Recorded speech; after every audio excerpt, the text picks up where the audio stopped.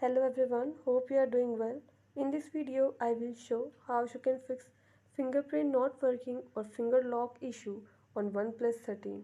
Before starting this video, please press the bell icon or do subscribe this channel. Let's start our video without wasting any time. It's not a game, it's a